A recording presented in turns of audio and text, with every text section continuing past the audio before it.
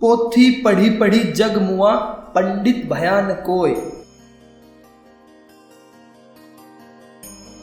यह कहानी है एक पप्पू नाम के व्यक्ति की, जो एक गांव में रहता था। वह दिमाग से बहुत कमजोर था।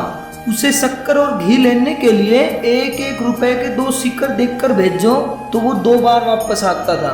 पहले यह पूछने के लिए कि 2 में से कौन सा पहले लूं। जब शक्कर बताओ तो दूसरी बार आता था कि कौन से सिक्के से शक्कर लेनी है। इस तरह से वह दिमाग से कमजोर था।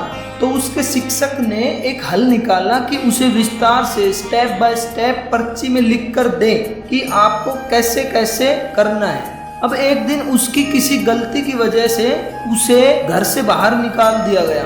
तो वह बेचारा रात को एक मंदिर के कोने में सो रहा था।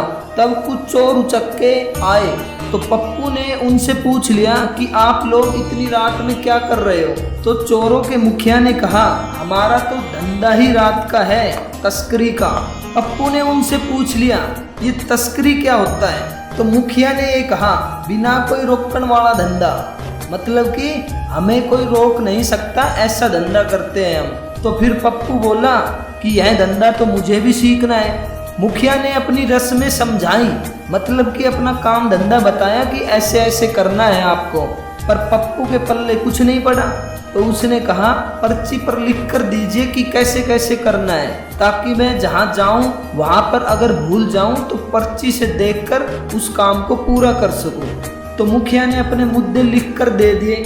पहला, घर की दीवार में बड़ा सा सुराख करके चुपके से घर में घुस जाओ।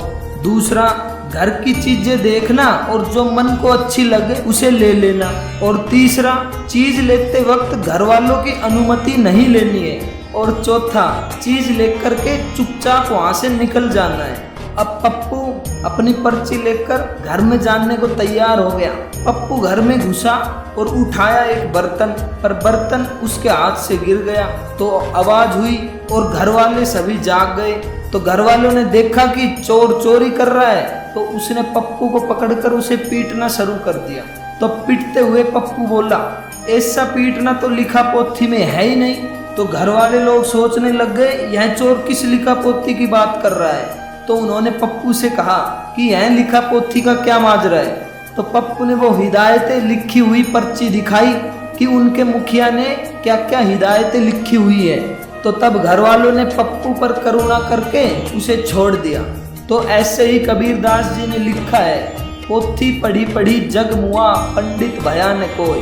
तो इस कहानी के लिखा पोथी शब्द को याद कर, तो इस कहानी में भले ही घर वालों ने पोथी पढ़ी पढ़ी पंडित भया न हो, मतलब कि पोथी पढ़ पढ़ के ज्ञानी न बने हो, पर वे 2.5 अक्षर प्रेम का पढ़े हैं और पंडित हो गए हैं। मतलब कि उन्होंने प्रेम को सीखा है और प्रेम को सीखकर ही वो पंडित हो गए हैं।